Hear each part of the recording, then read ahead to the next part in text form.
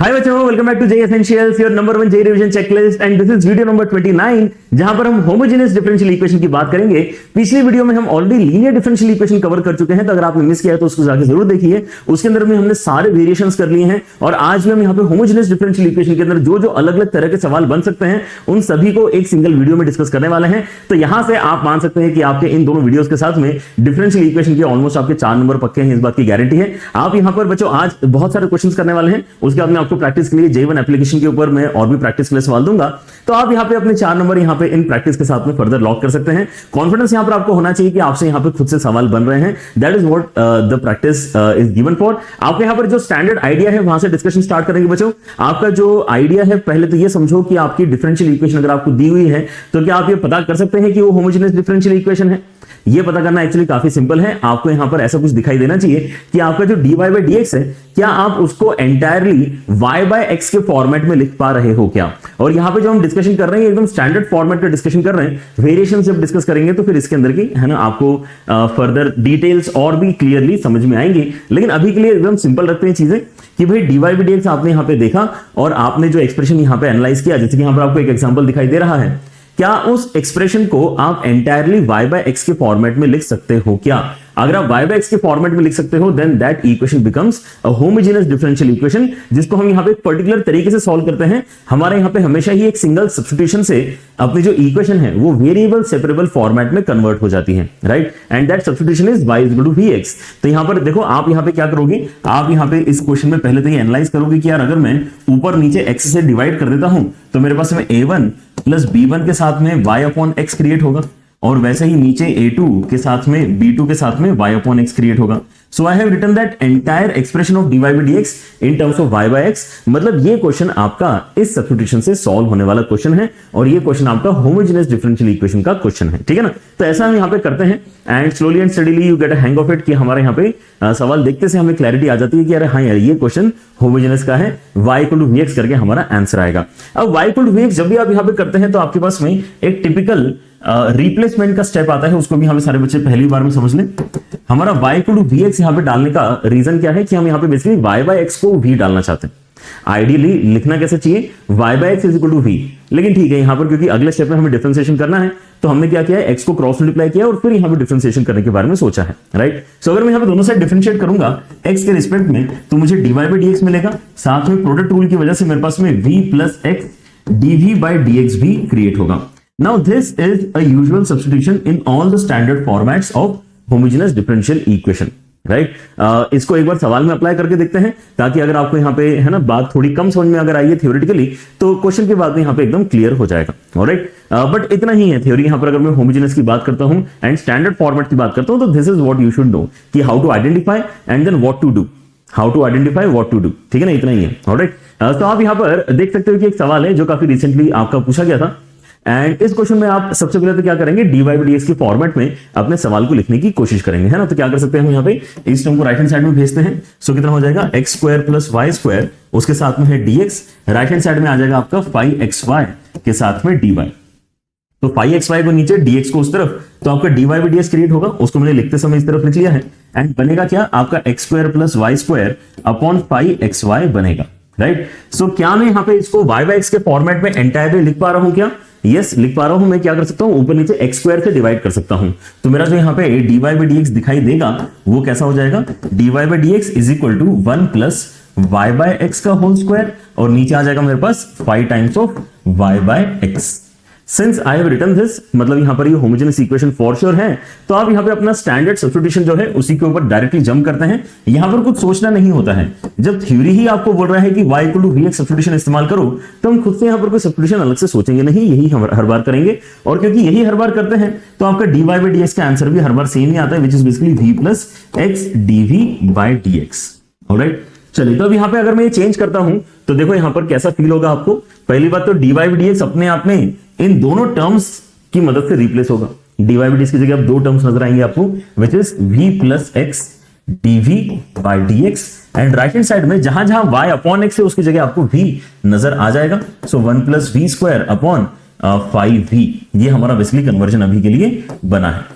अब इसको हम बेसिकली सिंप्लीफाई करेंगे एंड थ्योरी हमें यहाँ पे ऑलरेडी गारंटी करती है कि जब भी आप इस एक्सप्रेशन इस्तेमाल करते हैं तो आपकी homogeneous equation variable separable format में कन्वर्ट हो ही जाती है, ये बेसिकली थ्योरी हमें कहता है। तो चलिए हम यहाँ पे इसको एक बार टेस्ट करके भी देख लेते हैं। सो x dv बाई dx के साथ में अब राइट हैंड साइड में 1 plus v square upon 5v के साथ में माइनस v आया है। एलसीएम लेके अगर आप इसको सिंप्लीफाई करते हैं so what you get over here is 1 plus v square minus 5v square and upon 5v।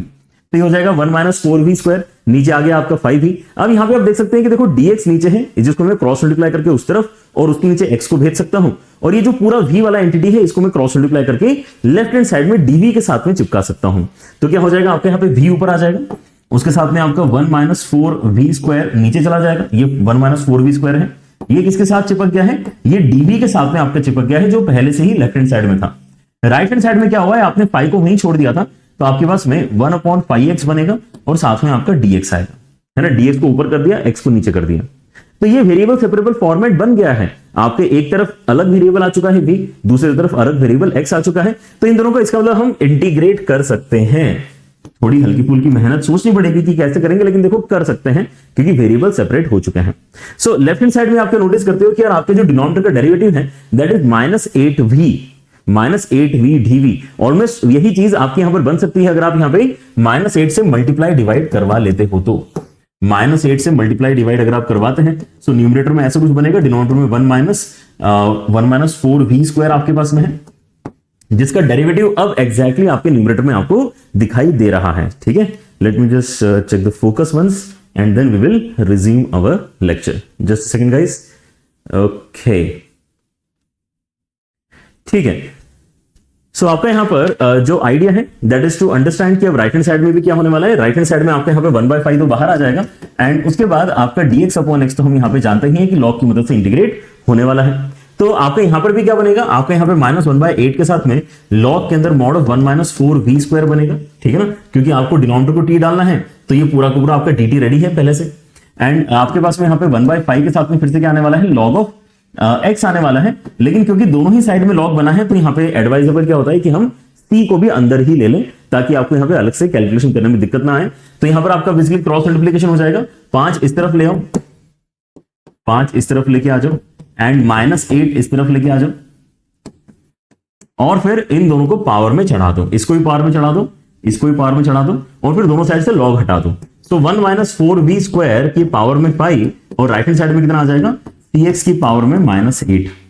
So this is what we are getting currently and आपके यहां पर अब जो है रिप्लेसमेंट आप कर सकते हैं कि भाई v क्या था आपका y/x के बराबर था, तो यहां पे अगर मैं रिप्लेसमेंट करता हूं सो ऐसा कुछ मेरे पास में बनेगा जिसको फर्दर हम सिंप्लीफाई करेंगे अगली स्टेप में। ठीक है, यहां पर आप देख सकते हो कि आपके इसमें क्या बनेगा, 1/c की पावर 8 एंड x की पावर 8 ऐसे डिनोमिनेटर में आएगा and if I take LCM in the left hand side मेरे पास में x square minus 4y square की पावर में 5 बनने वाला है, x square minus 4y square. Alright, x square minus 4y square की पावर में मुझे 5 मिल रहा है, नीचे मेरे पास में कितना आ जाएगा, मैंने एलसीएम लेके अलग निकाला तो ये x की पावर 10 आ जाएगा एंड अगर मैं राइट हैंड साइड में देखता हूं तो 1/c की पावर 8 भी कोई कांस्टेंट ही है जिसको आप लैम्डा या कुछ बोल सकते हो, ऐसे कोई दिक्कत नहीं है। 1/c की पावर 8 भी यहाँ पे आर्बिट्ररी कांस्टेंट ही था, है ना, तो उसको हम लैम्डा आर्बिट्ररी कांस्टेंट बोलते हैं और यहाँ पे x की पावर 10 को क्रॉस मल्टीप्लाई कराएंगे सो x square minus 4y square की पावर 5 ये आपको लैम्डा x की पावर 2 के बराबर करते आ जाएगा। Right, so now the only task which remains is कि यहां पर आर्बिट्ररी कांस्टेंट लैम्डा आप फाइंड करें, उसके लिए कोई इंफॉर्मेशन आपको दे रखी होती है, जैसे कि यहां पर इंफॉर्मेशन है कि 1 डाल के 0 आना चाहिए, ठीक है ना। तो अगर मैं इसके अंदर 1,0 सेटिस्फाई करवाता हूं सो लेफ्ट हैंड साइड में 1 बनेगा, राइट हैंड साइड में राइट हैंड साइड में भी आपका 1 लैम्डा बनेगा। सो लैम्डा की वैल्यू मतलब आपकी कितनी आ जाएगी, 1 के बराबर आ जाएगी। तो आप यहां पे 1 अगर रिप्लेस करते हैं तो यही आपका फाइनल आंसर बनना चाहिए किस चीज का, सॉल्यूशन ऑफ डिफरेंशियल इक्वेशन। तो x square minus 4y square की power 5 should be same as x square. Right, so ये सॉल्व करने का तरीका आपका यहां पे काफी स्टैंडर्ड है। x square minus 4y square की power 5, x square minus 4y square की power 5 is same as x square. तो आपका यहां पे सी ऑप्शन करेक्ट होना चाहिए। Right, so what is the idea कि आप यहां पे पहले आइडेंटिफाई करें कि आपके पास जो दिया गया है क्या वो होमोजेनियस डिफरेंशियल इक्वेशन है। कैसे पता किया, मैंने पता किया कि यार यहाँ पे डिवाइडेड को मैं एंटायरली y/x के फॉर्मेट में लिख पा रहा हूं, मतलब यहाँ पे हमारा काम हो जाएगा। थ्योरी हमें हेल्प करेगी। थ्योरी क्या बोलती है, y equal to v substitution लो, तो उसका मदद से हमने यहाँ पर वेरिएबल सेपरेबल फॉर्मेट क्रिएट किया एंड उसको इंटीग्रेट करके हमारे पास में आंसर आ चुका है। ठीक है, so that's how we basically proceed. But अब यहाँ पे वेरिएशंस डिस्कस करना स्टार्ट करेंगे। इसके ऊपर आप मल्टीपल क्वेश्चंस अपने प्रैक्टिस मटेरियल में सॉल्व कर लेना, आपके साथ में वो शेयर हो जाएंगे J1 एप्लीकेशन पे।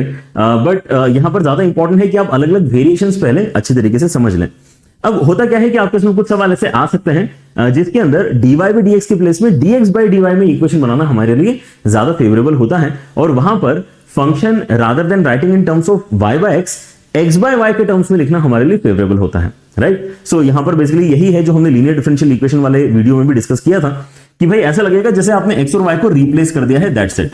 सो आपके यहाँ पे जो बेसिकली कंसिडरेशन है वो ऐसे कुछ आता है कि हम dx by dy देखते हैं कि वो एक्सप्रेशन क्या है, एंड देन वी रियलाइज कि इस एक्सप्रेशन को मैं एंटायरली x by y के फॉर्मेट में लिख पा रहा हूं, मतलब ये होमोजेनियस का ही बेसिकली आपका एक वेरिएशन है।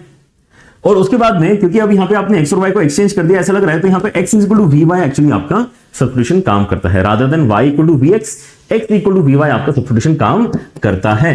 और क्योंकि आप ये बेसिकली डिफरेंशिएट करोगे आगे चल के, और यहां पर आपका डिफरेंशिएशन किसके रिस्पेक्ट में हो रहा है, देखो पहले से ही आपके y के रिस्पेक्ट में चीजें डिफरेंशिएट हो रही है, तो आप दोनों साइड y के रिस्पेक्ट में भी डिफरेंशिएशन करोगे। तो x को डिफरेंशिएट करेंगे तो dx by dy आएगा, y को डिफरेंशिएट करेंगे तो केवल v बचेगा, एंड देन v को डिफरेंशिएट करेंगे तो y को छोड़ के dv by dy आपका बनने वाला है, ठीक है ना। सो ये आपको फिर रिप्लेसमेंट के अंदर जाने वाला है, right. So this is one thought कि आपके यहां पर वेरिएशन नंबर 1 में क्या हो रहा है कि भाई आप यहां पे rather than y equal to vx, x is equal to vy का यहां पर सहारा लेके सब्स्टिट्यूशन से आगे बढ़ना चाहते हो। लेकिन कुछ ऐसे भी सवाल हो सकते हैं जिसमें आपको ऑन द फ्लाई अपने कुछ वेरिएशंस के थ्रू सब्स्टिट्यूशन सोचना पड़े, बट वो काफी सिमिलर ही आपका थॉट होगा, है ना। आप यहां पे बेसिकली इस तरह के रेशो को ही कुछ v डालना चाहोगे, है ना, ऐसा सोचो। हम इस रेशो को v डालना चाह रहे हैं क्योंकि यहां पे हम एंटायर फंक्शन को इस रेशो के फॉर्मेट में लिख पा रहे हैं, राइट। तो हम इन दोनों ही फॉर्मेट्स का भी यहां पर जो डिस्कशन करते हैं, इन दोनों को ही मैं यहां पे वेरिएशन 1 के अंडर ही काउंट कर रहा हूं। इसके बाद एक और वेरिएशन आपके साथ में डिस्कस करूंगा, alright. So what is happening in this question, ये वाला सवाल एकदम ऑन द फेस आपको नजर आ रहा है कि ये किसका है, dx by dy का सवाल है, क्योंकि इन्होंने स्ट्रक्चर ही उस तरह से आपको दिया है, राइट। सो ये सवाल बनाने वाले की मतलब मेहरबानी है हमारे ऊपर कि उसने यहाँ पे, है ना, हमें उस रीजन से तंग नहीं किया कि भाई यहाँ पे पहले आप इसको एनालाइज करोगे, फिर dx by dy का क्वेश्चन है उसको यहाँ पे पता करोगे।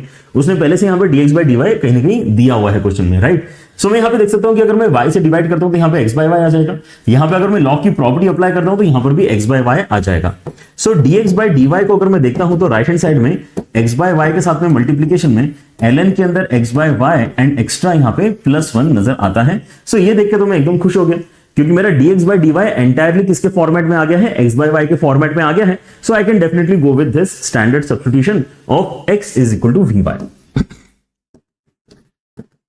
और x is equal to vy अगर कर रहे हैं तो dx by dy का रिप्लेसमेंट कितना आ जाएगा, v plus y dv by dy, ये आपका रिप्लेसमेंट आ जाएगा, ठीक है ना। अगर आप ये काम करते हैं तो आपका इक्वेशन कैसे चेंज होगा, इक्वेशन में dx by dy के प्लेस में कितना आ जाएगा, v plus y dv upon dy, and right hand side में ये आ जाएगा v, उसके साथ में आ जाएगा ln के अंदर v एंड देन +1, ऑलराइट। सो देखो यहां पर आपके इसमें v ln v बनेगा, दैट इज ओके, लेकिन एक v भी बनने वाला है जो इस v के साथ में कैंसिल हो जाएगा, right. So in next step you will be left with only this. चलो एक बार अदरवाइज ये स्टेप लिख लेते हैं जहां पे हम v कैंसिल होते हुए दिखा देते हैं। चलो तो v ln v है एंड उसके साथ में एक और v है जो यहां से कैंसिल हो जाएगा।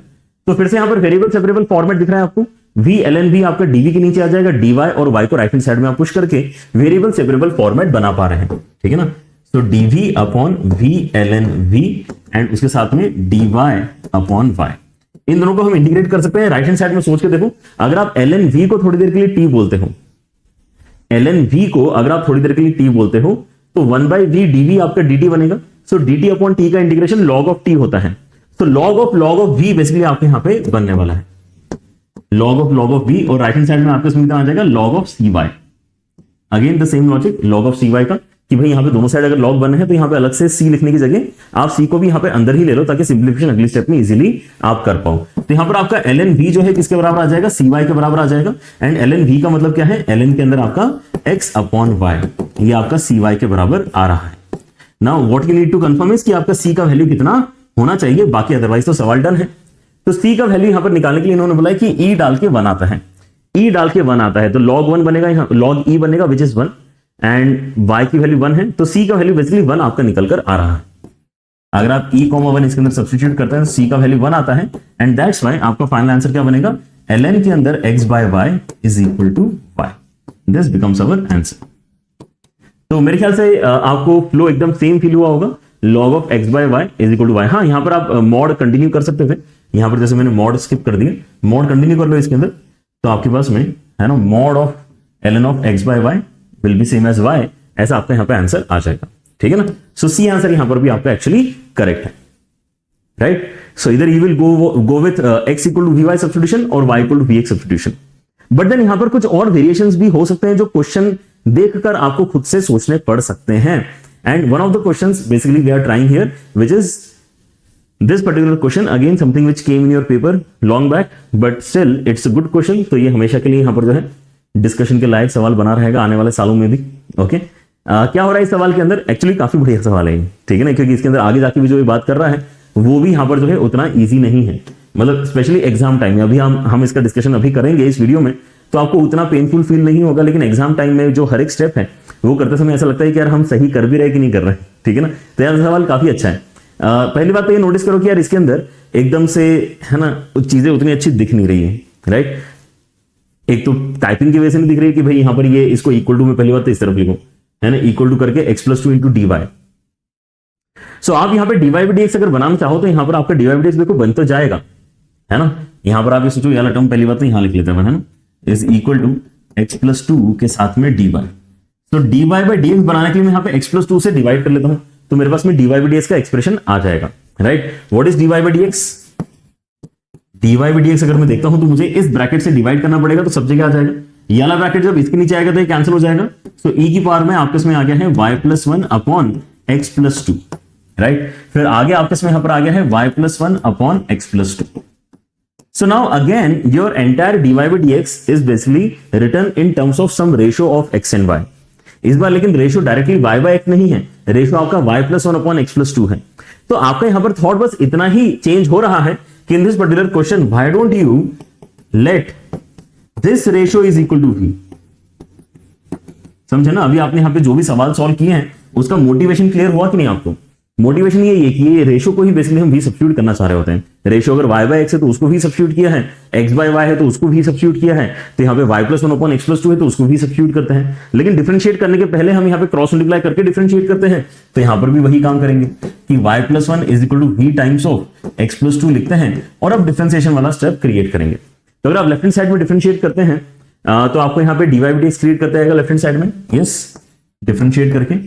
एंड राइट हैंड साइड में v का डिफरेंशिएशन होगा तो आपके इसमें यहाँ पे x प्लस 2 के साथ में dv बाई dx आ जाएगा। लेकिन जब आप x प्लस 2 का डिफरेंशिएट करोगे तो आपको यहाँ पे v आने वाला है, right. So this is the differentiation. And आपको अभी क्या करना होगा, आपको यहाँ पर अभी पूरा क्वेश्चन v और x में कन्वर्ट करना होगा। चलिए ट्राई करते हैं अब यहाँ पे। देयरफॉर dy बाई dx के प्लेस में आने वाला है x प्लस 2 के साथ में dv upon dx plus v, and right hand side में जाने वाला है e की पावर में v and plus v, right. क्योंकि रेशियो को ही हमने v सब्स्टिट्यूट किया है तो यहां से फिर से आपका कैंसिलेशन काफी इजीली हमें नजर आता है। And that actually gives us a pretty simple equation. dv के नीचे आपका कितना आ जाएगा, e की पावर v आ जाएगा, एंड राइट हैंड साइड में dx और उसके नीचे x प्लस 2 आ रहा है। दोनों साइड हम इंटीग्रेट कर सकते हैं। सो e की पावर माइनस v का इंटीग्रेशन कितना हो जाएगा, माइनस ऑफ e की power v, minus of e की पावर माइनस v, सॉरी, है ना, e की पावर माइनस v का integration. And right hand side में क्या होगा,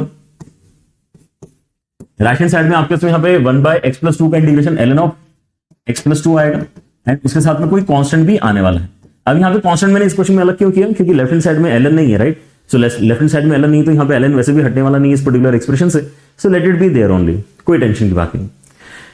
ऑलराइट, सो इस पर्टिकुलर पॉइंट पे आते आते आप यहाँ पे आई गेस अब इस डेटा का इस्तेमाल कर पाओगे, क्योंकि आपने सॉल्व तो कर ही लिया है कि 1 डाल के 1 आता है ना। लेकिन उसके पहले हमने क्या करना चाहिए, उसके पहले हमने यहाँ पे v को रिप्लेस भी कर लेना चाहिए। सो माइनस ऑफ e की power minus of y plus 1 upon x plus 2, है ना, यही था ना हमारा v। उसके पहले हमने यहाँ पर इसको सब्स्टिट्यूट कर दिया, है ना, c निकालने वाले डेटा के पहले। सो c निकालने वाला जो डेटा है वो क्या कहता है कि x और y की वैल्यू 1 1 इसके अंदर सेटिस्फाई करेगी, है ना, 1 डाल के 1 आता है। तो आपको यहाँ पर क्या मिल रहा है, माइनस ऑफ e की power minus of 2/3 is equal to ln of 3 and plus c। तो c का वैल्यू कितना आ गया, माइनस ऑफ e की power minus of 2/3 and minus of ln 3। काफी घटिया सा गंदा सा वैल्यू आया है, ठीक है ना। अब यहां से वो वाला डिस्कशन स्टार्ट होता है जो मैं आपको कह रहा था कि इस सवाल में, है ना, एग्जाम में इसको सॉल्व करना थोड़ा पेनफुल है, क्योंकि हर स्टेप पे ऐसा लगता है कि यार पता नहीं हम सही कर रहे कि नहीं कर रहे। यहां तक तो ठीक है, यहां तो कोई प्रॉब्लम नहीं, लेकिन जैसे ये सी का वैल्यू आया, सी का वैल्यू यूजुअली ऐसा नहीं आता इतना गंदा इस सवाल में, लेकिन आया है। ठीक है, चलो तो हमारे पास में अभी लेकिन जो आगे पूछा गया है, देखो वो सवाल क्या है, ये तो आ गया हमारे पास में डिफरेंशियल इक्वेशन। अब उन्होंने यहाँ पे डिफरेंशियल इक्वेशन तो पूछी नहीं है, या फिर उस डिफरेंशियल इक्वेशन में एक्स की वैल्यू 1 डाल के या 2 डाल के कितना आएगा, ऐसा डायरेक्ट क्वेश्चन भी नहीं पूछा है। ठीक है ना, उन्होंने क्या पूछा है, if the domain of this particular function जो आपने कैलकुलेट किया है is an open interval alpha से लेके बीटा, अल्फा से लेके बीटा यहां पर आपका डोमेन निकल कर आता है, तो उस केस में आपको यहां पे अल्फा प्लस बीटा का मॉड किसके बराबर आएगा ये निकाल के बताना है। मतलब हमें यहां पे अभी पहले तो y वाला एक्सप्रेशन क्रिएट करना पड़ेगा जो भी यहां पे क्रिएटेड नहीं है। y वाला एक्सप्रेशन क्रिएट करेंगे तभी यहां पे हमें डोमेन के लिए कुछ थॉट जनरेट करते आएगा। तो उसके लिए क्या कर सकते हैं, है ना, पहले तो यहां पे एक्सप्रेशन लिखते हैं जैसे माइनस ऑफ ई की पावर में minus of y plus 1 upon x plus 2 और इक्वल टू में कितना आ गया है, इक्वल टू में ln ऑफ एक्स प्लस 2 के साथ में आपके पास में c मतलब कितना है, माइनस ऑफ ई की पावर में -2/3 एंड उसके साथ में माइनस ऑफ ln3, है ना, ये आपका आ गया है। ठीक है ना, वैसे हमने यहाँ पे लॉग लिया है तो लॉग के साथ में यहाँ पे मॉड लगा लेना चाहिए था हमने, अभी हमने इसके पहले वाले में सभी क्वेश्चंस में मॉड इस्तेमाल किया है, तो इसमें नहीं करने का कोई रीजन नहीं है हमारे पास में। ठीक है, सो लॉग के अंदर x+2 मॉड के साथ में हम लिखते हैं, यही फॉर्मूला है क्योंकि। ऑलराइट, सो हमारे पास में अब जो आगे हमें करना होगा वो ये है कि आगे हमें ये करना होगा कि दोनों साइड पहले तो माइनस मल्टीप्लाई करते हैं और फिर दोनों साइड ln ले लेते हैं, लॉग ले लेते हैं, ताकि यहां से ये y plus 1 upon x plus 2 वाला टर्म नीचे उतर कर आएगा, है ना, क्योंकि मुझे y तक पहुंचना है ना, y तक पहुंचने के लिए सब कारनामे करने पड़ेंगे आपको। माइनस मल्टीप्लाई किया तो कितना हो जाएगा, e की पावर में minus of y plus 1 upon x plus 2 and यहां पे आ जाएगा आपके उसमें ln3 प्लस e की पावर में -2/3 minus ln of mod of X plus 2। दोनों साइड लॉग लेंगे तो यहां पर आपके उसमें minus of y plus 1 upon x plus 2 आएगा, लॉग लेने पे लेफ्ट हैंड साइड में। राइट हैंड साइड में लॉग लेंगे तो कुछ नहीं, यहां पे ऐसा ब्रैकेट के अंदर सारे टर्म्स लिख दो लॉग के अंदर। ऑलराइट, और उसके बाद में अब y तक पहुंचना है ना, तो यहां पे x प्लस 2 क्रॉस मल्टीप्लाई करो, माइनस भी क्रॉस मल्टीप्लाई करो, ठीक है ना, एंड देन 1 सब्ट्रैक्ट भी करो तो आपको y तक पहुंचने को मिल जाएगा। तो माइनस ऑफ y प्लस 1 कर लेते हैं पहले तो, यहाँ पे x प्लस 2 आपने क्रॉस मल्टीप्लाई किया है तो x प्लस 2 इंटू लॉग के अंदर आपको क्या मिल रहा है, ln3 प्लस e की पावर में -2/3 and minus ln of mod के अंदर x प्लस 2, ये आपको गंदगी मिल रही है, बहुत ही गंदा एक्सप्रेशन। यही तो मैं आपको कह रहा था कि ये वाले क्वेश्चन ऐसा लगता है यार पता नहीं सही कर रहे कि नहीं कर रहे। अच्छा, ये वाला माइनस उस तरफ भेजेंगे और फिर -1 को भी उस तरफ, मतलब 1 को भी उस तरफ भेज के -1 कर देंगे तो आपको यहाँ पर एंटायर एक्सप्रेशन रेडी हो जाएगा। तो y जो आया है आपको कितना हो जाएगा, माइनस ऑफ एक्स प्लस 2, ये वाला माइनस उस तरफ गया, ln के अंदर ये पूरा गंदा सा एक्सप्रेशन ln3 प्लस e की पावर में -2/3 माइनस ln के अंदर mod of X plus 2 and then उसके साथ में आपके पास आ जाएगा एक्स्ट्रा -1।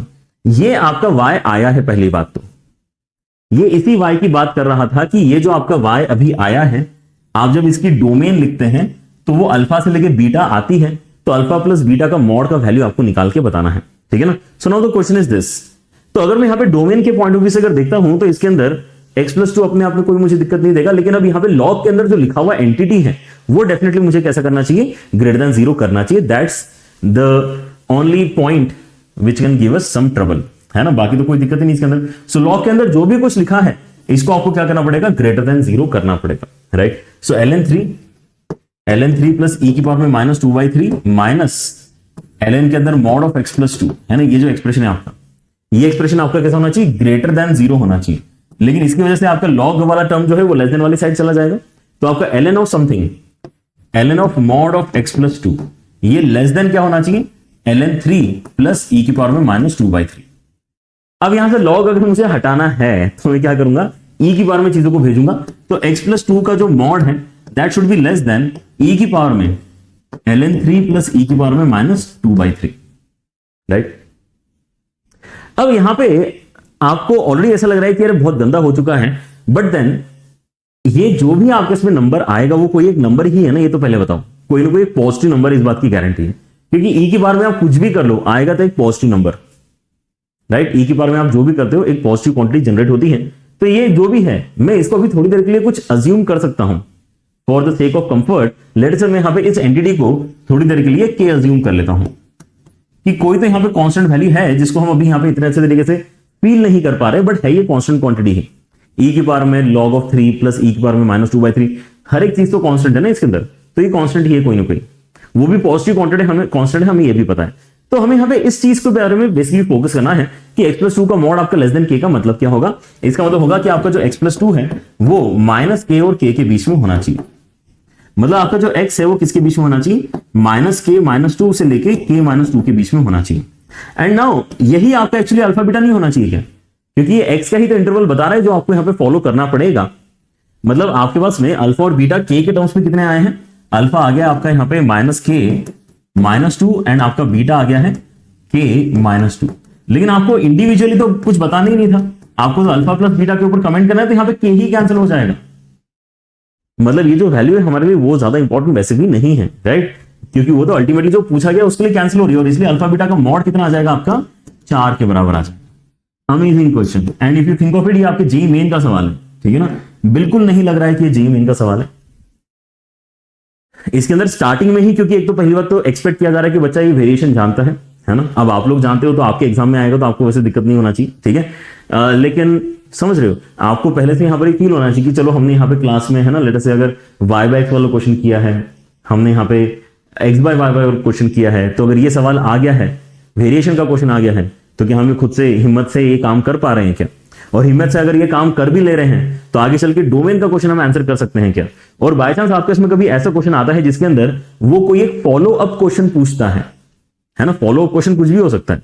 जैसे इस क्वेश्चन में फॉलो अप क्वेश्चन क्या है, इस क्वेश्चन में फॉलो अप क्वेश्चन कुछ है ही नहीं, इसके अंदर ये पूछ रहा है कि डिफरेंशियल इक्वेशन कौन सी आएगी ये बताओ। इस क्वेश्चन में भी कोई फॉलो अप क्वेश्चन नहीं है, वो डायरेक्टली पूछ रहा है कि डिफरेंशियल इक्वेशन क्या आएगी बताओ। यूजुअली फॉलो अप क्वेश्चन कैसा होता है कि देखो यहाँ पर डेटा देते समय तो उसने यहाँ पर बोल दिया कि y1 डाल के है ना 0 आएगा, वो पूछ लेता है कि 2 डाल के कितना आएगा, है ना, ऐसा कुछ पूछ लेते हैं वो। तो वो फॉलो अप क्वेश्चन एकदम बढ़िया है क्योंकि उसके अंदर बहुत कम मेहनत हमारी जाती है, राइट। लेकिन फॉलो अप क्वेश्चन यहां पर देखते हो तो आपके यहां पर डोमेन का सवाल था, तो आपको पहले से पता होना चाहिए था कि ये अपने आप में एक क्वेश्चन है। तो यहां तक आते आते आप डिफरेंशियल इक्वेशन का क्वेश्चन सॉल्व कर चुके हो, उसके बाद में आपको फंक्शंस का क्वेश्चन सॉल्व करना है जहां पे किसी एक फंक्शन की डोमेन निकालनी है। एंड ये तो बाद में पता चला कि इतना गंदा बन रहा है, दिखने में ये इतना गंदा बन रहा है, ये तो हमने बाद में पता किया।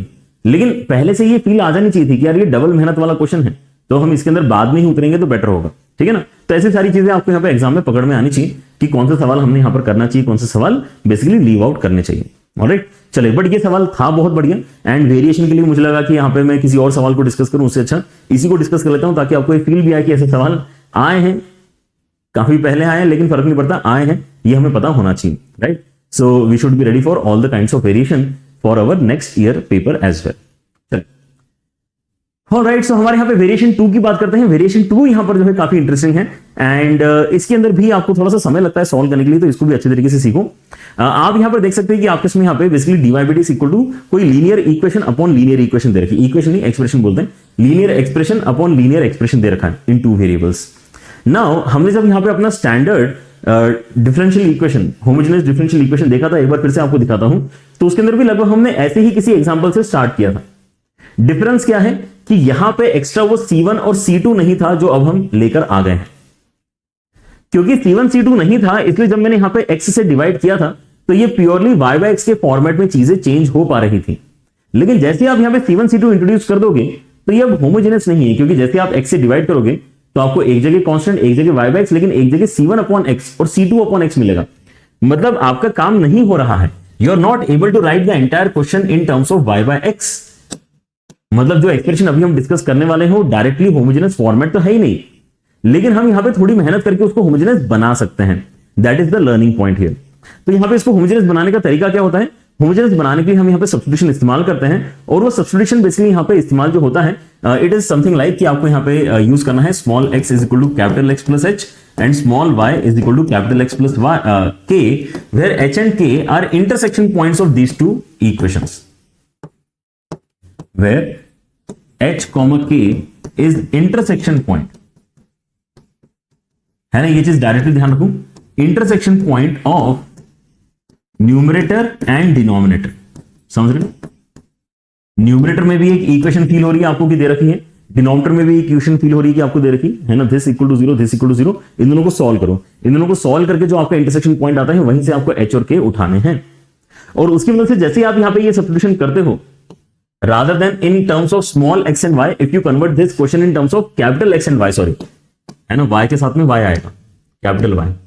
If you convert your question in terms of capital X and Y तो ये होमोजेनस बन जाएगा और फिर आप यहां पे होमोजेनस की टेक्निक लगा लेना, राइट। सो ये क्या है, वेरिएशन जहां पर आपको पहले होमोजेनस बनाना पड़ता है, right. So again let us do one very recently asked question and question is this कि dy by dx is equal to कितना देके रखा है, dy by dx आपको देके रखा है x plus Y minus 2 upon x minus Y. तो क्लियरली हम यहां पे देख सकते हैं कि इसके अंदर दो इक्वेशंस इन्वॉल्व है, x plus Y minus 2 is equal to 0 and x minus Y is equal to 0। दोनों को अगर मैं सॉल्व करना चाहता हूं तो ऐड करके 2x इक्वल टू 2 मतलब x इक्वल टू 1 आता है एंड x इक्वल टू 1 आएगा तो y की वैल्यू भी कितनी आएगी, सेकंड इक्वेशन दिख रहा है 1 के ही बराबर आएगी। मतलब आपका जो इंटरसेक्शन पॉइंट है वो क्या है, 1,1 है। मतलब आप यहां पे सब्स्टिट्यूशन जो इस्तेमाल करेंगे वो क्या इस्तेमाल करेंगे कि let small x is equal to capital X plus 1 and small y is equal to capital Y plus 1, right. अगर आप ये काम करते हैं तो आपको इसके साथ साथ और एक चीज पता होना चाहिए कि आपका dy by dx किस तरह से चेंज होगा, राइट। सो आपका dx जो है वो कैपिटल dx के बराबर है एंड स्मॉल dy आपका कैपिटल dy के ही बराबर है। मतलब इस पर्टिकुलर मॉडिफिकेशन में dy by dx केवल dy by dx में ही चेंज होता है, बस स्मॉल की जगह कैपिटल आपको इस्तेमाल करना होगा, है ना, क्योंकि dx इक्वल टू dx आ गया, 1 तो वेस्ट हो गया and dy equal to dy आ गया और आपका 1 फिर से वेस्ट हो गया, ठीक है। तो यहां पे आपका जो स्मॉल dy by dx है that is same as capital dy by dx and now we can write something like this. आपकी जो इक्वेशन कन्वर्ट होगी that is d capital Y by d capital X is equal to x के place में आ जाएगा capital X plus 1, y के place में आ जाएगा कैपिटल Y प्लस 1, साथ में दिया है -2 और नीचे आ जाएगा आपका capital X plus 1 minus capital Y plus 1। सो आपने यहां पर बेसिकली सबसे पहले नोटिस करना चाहिए कि हमारा जो थॉट है ना, कि हम यहां पे इंटरसेक्शन पॉइंट निकालेंगे, इंटरसेक्शन पॉइंट निकालकर हम अपना सब्स्टिट्यूशन इस्तेमाल करेंगे। ये वाला सब्स्टिट्यूशन ही इस्तेमाल क्यों हो रहा है, अब यहां पे आपको क्लियरली इस एग्जांपल में दिखाई दे रहा होगा कि भाई आपके यहां पे अब कैंसिलेशन हो जा रहा है। जो आपका यहां पे कांस्टेंट दिक्कत आपको दे रहा था ना, वो ऊपर नीचे दोनों ही जगह से, क्योंकि आपने इंटरसेक्शन पॉइंट की यहां पर जो है इस्तेमाल किया है, इसलिए दोनों ही न्यूमरेटर और डिनोमिनेटर दोनों में ही आपके कांस्टेंट कैंसिल हो ही जाएंगे। तो आपको जो अब यहां पे dy by dx मिल रहा है that is of this sort कि d capital Y by d capital X is basically capital X plus capital Y upon capital X minus capital Y, जिसको आप यहां पे कैसे लिख सकते हैं 1 plus y bye x upon 1 minus y bye x। मतलब ये होमोजेनस है और ये अगर होमोजेनस है तो आप यहां पे अपना standard substitution y equal to vx इस्तेमाल कर सकते हैं, but everything will be capital this time कि capital Y is equal to capital Vx, इसलिए d capital Y by d capital X is equal to capital V plus x d capital V by d capital X। अब यहां पे हर बार बोलूंगा नहीं मैं, इस बार बोल के दिखा दिए, बट यहां पर याद रखना है कि भाई हमें एंड में रिप्लेसमेंट्स करने होंगे। जब हम यहां पे फाइनल आंसर की बात करेंगे तो हम यहां पे चेंजेस करने पड़ेंगे, है ना। कैपिटल X के प्लेस में small x minus 1 and capital Y के प्लेस में स्मॉल y माइनस 1 हमें डालना होगा, कोई बात नहीं। लेकिन अभी हम यहां पे अच्छे पोजीशन में हैं, dy by dx की प्लेस में रिप्लेसमेंट हमें यहां पे नजर आ रहा है। So now let us go for it. क्या रिप्लेसमेंट है, v plus x dv by dx, ये आगे लेफ्ट हैंड साइड में dy by dx, right hand side में कितना आ जाएगा 1 plus v upon 1 minus v। इस v को उस तरफ भेजो, वेरिएबल सेपरेबल आपका फॉर्मेट बन गया है, ठीक है। ऐसा सॉल्व करते हैं इस क्वेश्चन को and 1 plus v and minus v अगर इस तरफ आएगा तो minus v plus v square और नीचे आ जाएगा आपके यहां पे 1 माइनस v। एलसीएम लेने के बाद में ये दोनों आपके कैंसिल हो रहे हैं and now you can cross multiply. So 1 minus v upon 1 plus v square, ये आ गया dv के साथ में एंड राइट हैंड साइड में dx के नीचे आपका x आ गया, जिसको हम अब इंटीग्रेट करना चाहेंगे, ठीक है। सो यहां पर मेरे ख्याल से आपको सेपरेट आउट करके यहां पे अपना बेनिफिट नजर आ रहा होगा। एक इंटीग्रेशन आपके यहां पर बन जाएगा 1 upon 1 plus v square dv which is tan inverse वाला फॉर्मूला, और एक आपके यहां पर बन रहा है इंटीग्रेशन में v upon 1 plus v square dv, जिसमें आप 2 मल्टीप्लाई डिवाइड करके लॉग क्रिएट कर सकते हैं। देखो ध्यान से, और राइट हैंड साइड में तो कोई दिक्कत ही नहीं है, आपके यहां पे dx अपॉन x अगले स्टेप में हम कंप्रेस कर ही लेंगे अच्छी तरीके से। सो क्या हो रहा है यहां पे आपका सबसे पहला वाला जो टर्म है that is basically tan inverse of v। Second वाला जो आपका टर्म है दैट इज -1/2 के साथ में लॉग के अंदर 1 plus v square. 1 plus v square वैसे ऑलवेज पॉजिटिव ही होगा, तो इसको आप यहां पे नॉर्मल ब्रैकेट के साथ में भी लिख सकते हैं एंड यहां पे आपके इसमें कितना आ जाएगा ln x एंड यहां पे आ जाएगा अलग से c। x को भी मॉड के अंदर डालना चाहो तो डाल दो, देख लेते हैं यहां पे कोई दिक्कत तो नहीं आएगी, समझे। यहां पर मैंने फिर से ln ऑफ cx नहीं लिखा है क्योंकि यहां पे tan इनवर्स आ चुका है, तो यहां पे बहुत ज्यादा सिंप्लीफिकेशन तो लॉग का होगा नहीं, राइट। तो चलने दो, फिर यहां पे जो भी चल रहा है अलग से c लिख लो। So now what I can do it, मैं यहां पर बेसिकली अब रिप्लेसमेंट्स एक एक करके कर लेता हूं। मैं पहले यहां पे v के प्लेस में क्या रिप्लेस करूंगा, y बाय x, लेकिन यहाँ पे y और x के प्लेस में क्या रिप्लेस करूंगा, y minus one x minus one, ठीक है ना, दैट इज द टारगेट। तो यहाँ पे tan इनवर्स के अंदर क्या नजर आएगा, tan इनवर्स के अंदर y minus one x minus one, उसके बाद में माइनस हाफ ऑफ ln के अंदर 1 plus y minus one upon x minus one का स्क्वायर v के प्लेस में, राइट हैंड साइड में ln x and plus c। ये हमारा बेसिकली फाइनल आंसर होना चाहिए। लेकिन अब इसने कुछ तो कंपेयर करने के लिए दे रखा है, इसने बोला कि 2,1 से पहली बात तो पास हो रहा है, and then I will have to compare it with this expression, ठीक है, ऑलराइट। हाँ, यहाँ पे बिल्कुल यार, यहाँ पे ये एक्सप्रेशन देख के थोड़ा सा मुझे भी फील हुआ कि मैंने यहाँ पे एक चीज मिस कर दी। मेरे यहाँ पे जो x है वो भी तो कैपिटल ही चल रहा था ना, मेरा x भी कैपिटल ही चल रहा था, तो मुझे राइट हैंड साइड में भी स्मॉल x माइनस वन से रिप्लेस करना पड़ेगा, right. So this should be the conversion, alright? And अब यहां पर जो डेटा है that is 2,1, 2,1 इसके अंदर अगर सेटिस्फाई होता है तो c का वैल्यू कितना आएगा, 2,1 है ना। अगर यहां पे 1 डालेंगे tan इनवर्स के अंदर 0 बनेगा, यहां पे अगर मैं 1 डालूंगा तो log के अंदर 1 बनेगा, 0 हो गया। यहां पे अगर मैं 2 डालूंगा log के अंदर 1 बनेगा, 0 हो गया, तो c का वैल्यू 0 आ जाए। c का वैल्यू 0 आ गया तो बचा हुआ एक्सप्रेशन आपके यहां पे फाइनली क्रिएट होने वाला है। And if you compare it with what is given, tan inverse के अंदर यही सेम टर्म हमारा बना है, लॉग वाला जो है यहाँ पर आपके उसमें बीटा की वैल्यू, इसका मतलब 2 के साथ में कंपेयर हो रही है, तो बीटा का वैल्यू आपका जो है 2 के बराबर आना चाहिए। एंड अगर आप अंदर देखते हैं तो यहाँ पे अल्फा के प्लेस में हमने क्या लिख के रखा है, 1 लिख के रखा है, तो हमारा अल्फा का वैल्यू इसका मतलब 1 आना चाहिए। तो ये अल्टीमेटली पूछ क्या रहे हैं, 5 बीटा प्लस अल्फा का वैल्यू पूछ रहे हैं, 5 बीटा प्लस अल्फा कितना होना चाहिए, तो ये 11 के बराबर आपका आंसर बन जाए, ठीक है ना। इस क्वेश्चन का फाइनल आंसर इज 11। तो एक बार फिर से ध्यान से समझ लो इस वेरिएशन का।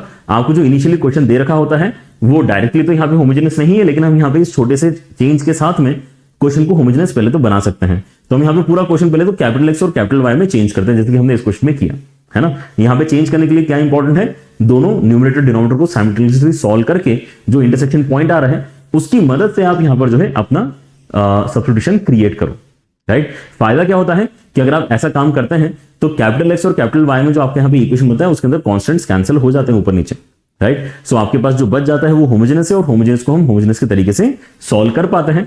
होमोजेनियस के तरीके से अगर मैंने सॉल्व किया, वेरिएबल सेपरेबल बनाया, ठीक है ना, तो आंसर आ गया। एंड में क्या करना होगा, बस यहाँ पे रिप्लेसमेंट आपको स्मॉल एक्स और स्मॉल वाई तक लेके जाना होगा। यहाँ पर इसको आप 2 स्टेप में भी कर सकते थे कि पहले आप यहाँ पे कैपिटल वाई पे कैपिटल एक्स लिख लेते, एंड देन कैपिटल एक्स और कैपिटल वाई को आप यहाँ पे स्मॉल एक्स और स्मॉल वाई में चेंज करते, ठीक है।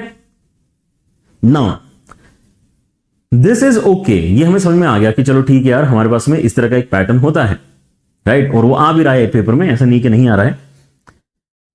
लेकिन कभी कभी होता क्या है ना कि ये जो पैटर्न है ऐसा ही दिखने वाला आपका सवाल होता है, लेकिन उसको इतनी ज्यादा मेहनत करके सॉल्व करने की जरूरत नहीं पड़ती। आप यहां पे रियलाइज करो कि इसके अंदर है मेहनत। पहले आपने कैपिटल एक्स में चेंज किया, कैपिटल वाई में चेंज किया, है ना, आपने यहां पे फिर होमोजेनियस अप्लाई किया, पूरा सॉल्व किया, फिर वापस रिप्लेस किया, ठीक है ना। इसके अंदर मेहनत थोड़ी सी ज्यादा फील हो रही है, लेकिन हो सकता है कि आपके पास में जो क्वेश्चन है वो है तो इसी फॉर्मेट का, लेकिन ये जो A1, B1, C1, A2, B2, C2 values हैं ये थोड़े से स्पेशल हैं। तो अगर उनमें स्पेशलिटी कुछ होती है तो हम यहां पे अपना जो तरीका है सॉल्व करने का वो चेंज कर सकते हैं। यहां पर हमें कैपिटल एक्स और कैपिटल वाई की जरूरत एक्चुअली नहीं पड़ती है, राइट। सो आगे हम यहां पे जो स्पेशल केसेस डिस्कस कर रहे हैं ये वेरिएशन 2 के ही स्पेशल केसेस है, राइट। सो एक तो आप यहां पे नोटिस करो कि ऐसा हो सकता है, क्यों नहीं हो सकता, बिल्कुल हो सकता है कि आपको ऐसा कुछ मिले कि यार A1 upon A2 is same as B1 upon B2। ऐसा हो सकता है कि A1 upon A2 is same as B1 upon B2, ऐसा हो सकता है in some question. But if this happens तो हम यहां पे फायदा क्या ले सकते हैं, है ना। इसी चीज को लिखने का आसान तरीका क्या है, क्रॉस मल्टीप्लाई करके ऐसा लिख दें, A1 B2 is same as A2 B1, right. लिखा हुआ है येलो में जो है और ग्रीन में जो है दोनों सेम है। यहां से बेसिकली मुझे पता चलता है कि अच्छा ठीक है, रेशो अगर बराबर है तो मैं डायरेक्टली इसका मतलब जो है क्या कर सकता हूं, इस चीज को ही सब्स्टिट्यूट अगर कर दूं, लेट अस से T या V, जो भी इसने बोला है सब्स्टिट्यूट करने के लिए वो मैं कर दूं, तो अगला वाला यहां पर जो है वो भी V के टर्म्स में काफी इजीली लिखा जा सकता है। थ्योरी वैसे यहां पे केवल एक्स और वाई को ही लेने के लिए बोलती है, लेकिन मैं तो कहता हूं कि कांस्टेंट को भी लपेट लो अंदर, ठीक है ना। ये पूरे के पूरे न्यूमरेटर को ही अगर आप लेट अस से यहां पे V बोलते हो, सो डिनोमिनेटर को भी आप V के टर्म्स में फॉर श्योर इजीली कन्वर्ट कर ही सकते हो हमेशा, if this ratio holds, right. So we will try one question जिससे आपको एक क्लैरिटी फर्दर आएगी। And then there is one more special case जिसमें आपकी मेहनत और फर्दर कम हो जाती है। वो स्पेशल केस कहता है कि अगर आपके पास में ये जो दोनों टर्म्स हैं, है ना, A2 और B1, अगर ये एक दूसरे के अपोजिट साइन वाले टर्म्स है, मैग्नीट्यूड में सेम लेकिन अपोजिट इन साइन, मतलब ये अगर 3 है तो ये -3 होना चाहिए, ये अगर 10 है तो ये -10 होना चाहिए, इस टाइप से। बस ये दोनों वैल्यूज अगर यहाँ पे आपके सेम है लेकिन अपोजिट साइन के हैं, मैग्नीट्यूड उसमें सेम है, अपोजिट साइन के, मतलब उनका सम बेसिकली 0 आना चाहिए, right. Then in that case आप केवल क्रॉस मल्टीप्लाई करके इसको एग्जैक्ट डिफरेंशियल इक्वेशन के तरीके से सॉल्व कर सकते हो। यहां पर ये सब्स्टिट्यूशन आपको वेरिएबल सेपरेबल तक पहुंचाता है, और यहां पे केवल क्रॉस मल्टीप्लिकेशन करना ही सफिशिएंट है, क्योंकि आप अगले स्टेप में एग्जैक्ट डिफरेंशियल इक्वेशन का एक एक्सप्रेशन क्रिएट करके इसको सॉल्व कर लोगे, राइट। सो अगले जो हमारे 2 सवाल होने वाले हैं यहाँ पे, वो इन्हीं दोनों पे बेस्ड होंगे, है ना। एक सवाल हम इसके लिए ट्राई करते हैं ताकि आपकी अंडरस्टैंडिंग फर्दर बेटर हो जाए, और एक सवाल हम इसके ऊपर भी करेंगे, ऑलराइट। तो आपका जो पहला सवाल है, देखो ध्यान से, again something which has come recently in your paper, है ना। तो ये वेरिएशंस इसलिए यहां पर जो समझना जरूरी है। आप केवल यहां पर ये बोलो कि यार मुझे तो यहाँ पे बोर्ड लेवल के अंदर यहाँ पे y = vx वाली बात आती है और इसलिए मुझे होमोजेनियस आता है, ये बेसिकली जेई के लिए सफिशिएंट नहीं है। जेई के लिए आपको यहाँ पर ये सारे वेरिएशंस भी अच्छे तरीके से मास्टर किए हुए होना चाहिए, ठीक है। तो सवाल देख लो एक बार ध्यान से, ऑलराइट। अगर आपको वेरिएशन सारे पहले से पता है तो वेरी वेल डन, आपका रिवीजन हो गया है। नहीं पता है तो कमेंट में यहां पर जरूर बताना कि ऐसे और भी क्या क्या चीजें हैं जो आपने यहाँ पे इस पर्टिकुलर सीरीज में एक्स्ट्रा सीखी हैं जो पहले आपको नहीं पता थी, ठीक है ना। एंड डेफिनेटली आपको अगर यहाँ पे अगर अच्छे से समझ में आ रही सारी बातें तो लाइक भी यहाँ पर डेफिनेटली बनता है। वीडियो को लाइक करो एंड साथ ही साथ यहाँ पर अपने दोस्तों के साथ में शेयर करो। 2 4 5 नंबर उनके भी अगर बढ़ रहे हैं, है ना, तो उसमें आप कंपटीशन से कोई पीछे नहीं हो जाओगे, ठीक है ना। दोस्तों के साथ में यहाँ पे आप अगर IIT NIT में पढ़ने जाओगे तो आपको ही ज्यादा अच्छा लगेगा, ठीक है ना। अकेले पहुंच जाओगे तो वो भी अच्छी बात नहीं है, ठीक है ना। अगर आपके 5 6 10 दोस्तों का अगर ग्रुप है ना, तो सबके साथ में शेयर करो यार, ठीक है। बाकी कोई पता चले, है ना, कि यहाँ पे JEE 1 के ऊपर कितनी मेहनत चल रही है आप सब बच्चों के लिए, ऑलराइट।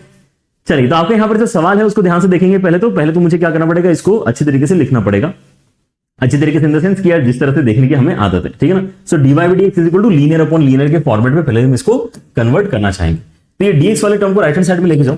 सो 4x + 6y - 7 dy, right hand side में क्या हो जाएगा, -2x + 3y - 2। अब अगर मैं यहां पे किसके साथ में, dx के साथ में, अगर मैं dx को नीचे लेके आता हूं, ये ब्रैकेट को फिर से नीचे भेजता हूं, तो मेरा dy/dx का एक्सप्रेशन रेडी हो जाएगा। कितना हो जाएगा, -2x + 3y - 2, और नीचे कितना आ रहा है आपके पास में, 4x + 6y - 7।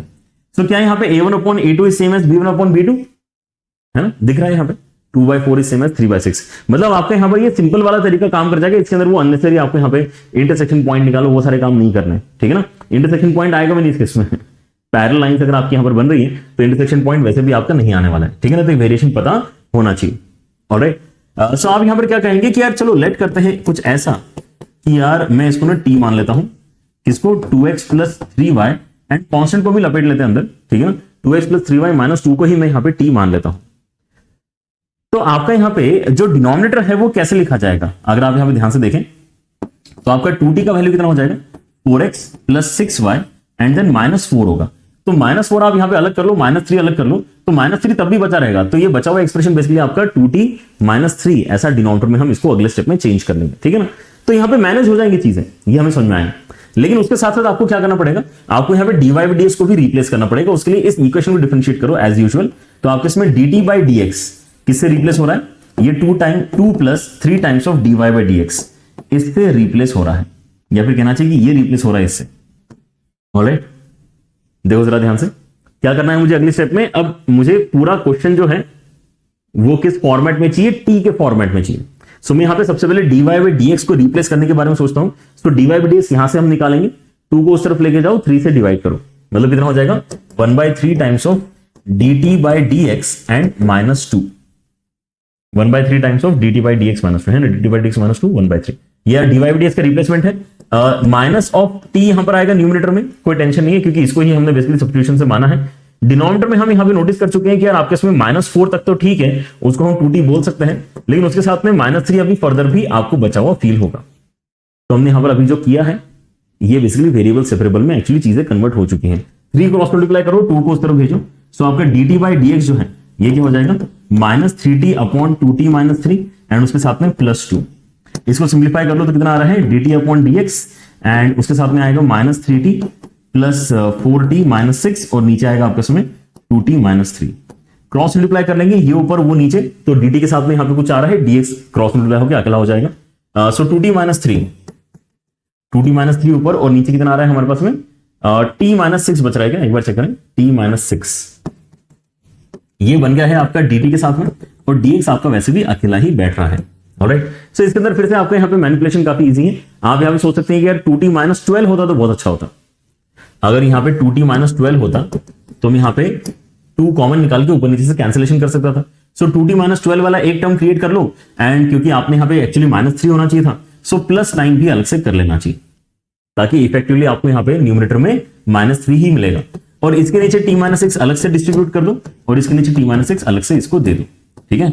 और ये आपका हो गया लेफ्ट हैंड साइड का integration ready. Right hand side में तो dx ही है, तो उसको तो हम यहाँ पे x+c कर ही लेंगे। इसको बेसिकली आप कैंसिल करके 2 बनाओगे, इसको कैंसिल करके 2 बनाओगे तो इंटीग्रेशन के बाद में कितना हो जाएगा 2t, एंड 9 के साथ में यहाँ पे कितना आएगा लॉग के अंदर t-6, है ना, 1/t-6 का इंटीग्रेशन लॉग के अंदर t-6, ये आ गया आपका x+c के बराबर। So this is what is the simplified version that we have. हमें यहां पर अभी क्या करना पड़ेगा, अपने कुछ कंपैरिजन अगर हम यहां पे करने हैं तो उसके लिए पहले तो c भी निकालना पड़ेगा मुझे 0,3 डाल के। लेकिन पहले तो यहां पर मैं रिप्लेसमेंट भी कर ही लेता हूं, मुझे t के प्लेस में ये वैल्यू बेसिकली रिप्लेस करनी होगी, राइट। सो क्या होगा यहां पे 2 times of 2x plus 3y minus 2, तो उसके बाद में 9 टाइम्स ऑफ लॉग के अंदर 2x plus 3y minus 2 minus 6, and right hand side में x+c ऐसा आपको मिल रहा है, right. So eight this point अब c निकालना ही हमारे यहां पर एक टास्क बचता है, जिसमें इन्होंने बोला है 0 डाल के 3 आता है। 0,3 हमें इसके अंदर सेटिस्फाई करवाना है। 0,3 अगर मैं सेटिस्फाई करवाऊंगा, ये 0 ये 3 माइनस 2 हो जाएगा आपका, सॉरी 9 माइनस 2 हो जाएगा 7 2 times of the 14, and plus 9 के साथ में यहाँ पे लॉग के अंदर कितना आ रहा है 0 एंड 3 मतलब 9, और यहाँ पे 8 मतलब यहाँ पे लॉग के अंदर 1 आ रहा है, ठीक है ना। एंड ये 0 हो जाएगा, मतलब आपका टर्म ये आपका 0 हो जाएगा। राइट हैंड साइड में बेसिकली 0 प्लस c बन रहा है, तो c का वैल्यू कितना आ गया 14 के बराबर आपका c का वैल्यू आ गया, राइट। ओके, तो I guess we have everything. अब हम यहाँ पे बस कंपेरेबल एक्सप्रेशन क्रिएट कर लेते हैं c का वैल्यू 14 डाल के। यहां पर अगर आप ओपन करते हो इसको तो क्या बनेगा आपके इसमें 4x plus 6y minus 4, and plus 9 of log के अंदर